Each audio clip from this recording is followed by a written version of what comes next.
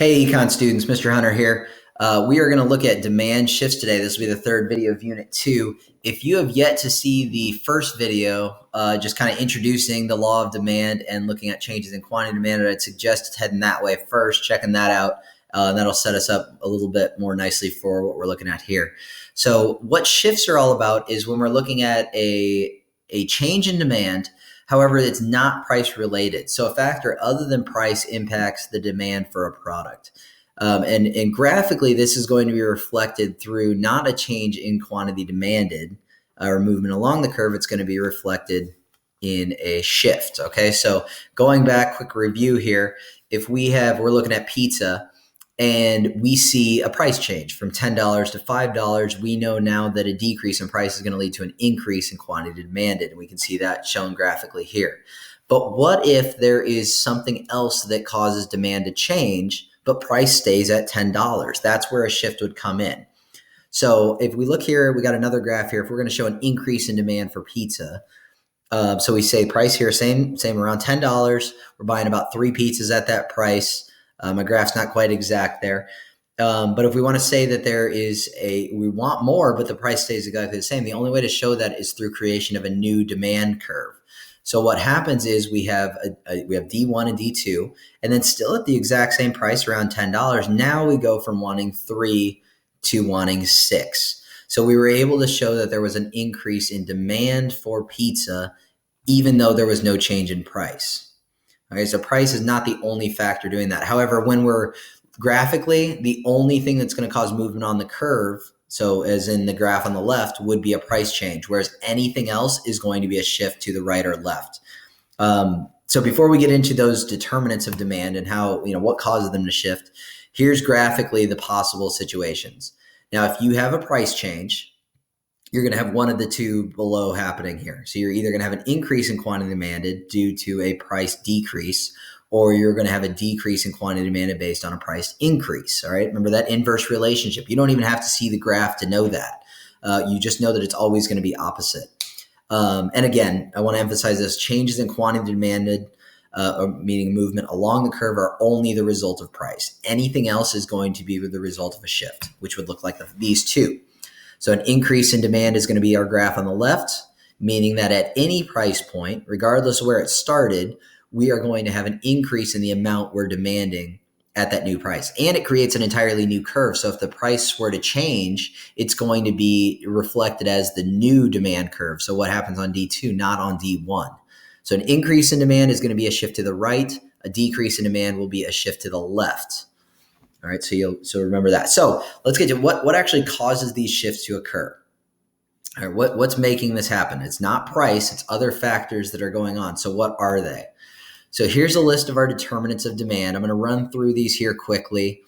And this would basically cover all of our bases. Anything that could potentially happen that would cause a change in demand is identified here as either a price change in quantity demanded, or one of these events that would cause a shift. So a change in taste is basically anything based on the popularity of a product.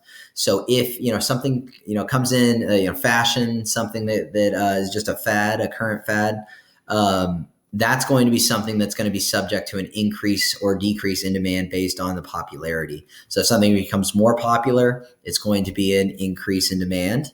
If it becomes less popular, a decrease. This could be the result of advertising, branding, just general things that just become popular for no reason.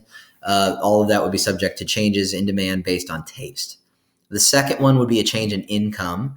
If collectively or individually we're making more money than we were before, that's going to lead to an increase in spending in most areas. So this is actually split into two categories: normal goods being ones that we will actually buy more as we make more. So think like cars. We buy more cars as we make more money. However, some items called inferior goods are ones that we would actually buy less of as we make money. So there is an exception to this rule. So an inferior good, probably like the best example would be like if we're talking about ramen noodles, or sometimes like hot dogs, things like that, things that we consume more when we don't have very much money because they're cheaper. And then as we make more money, we consume them less. We tend to. So that would be anything known as an inferior good.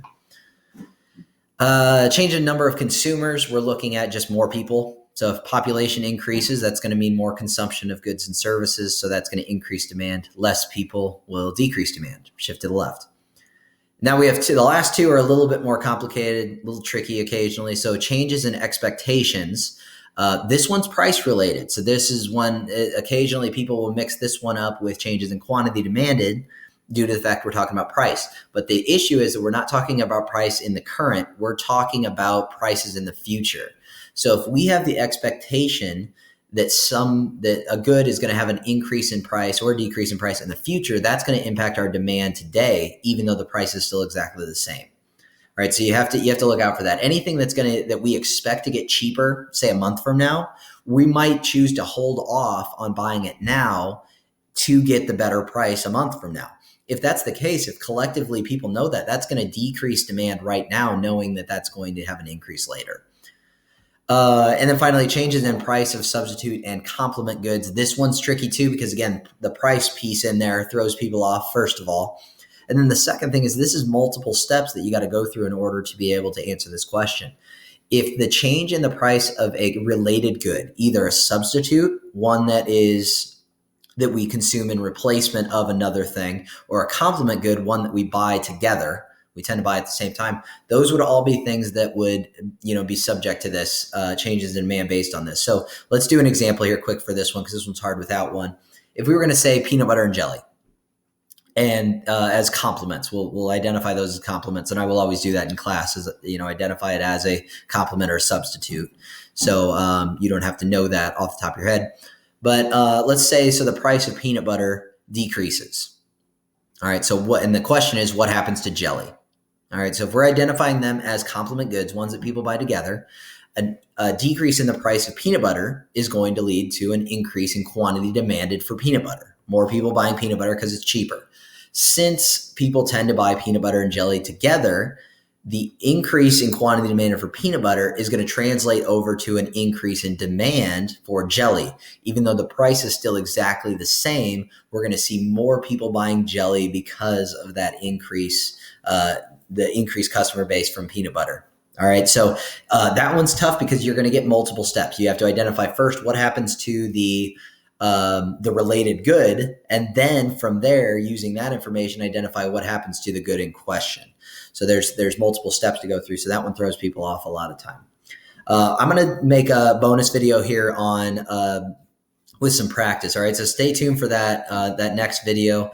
We'll get some practice on changes in demand and what we're looking at with that.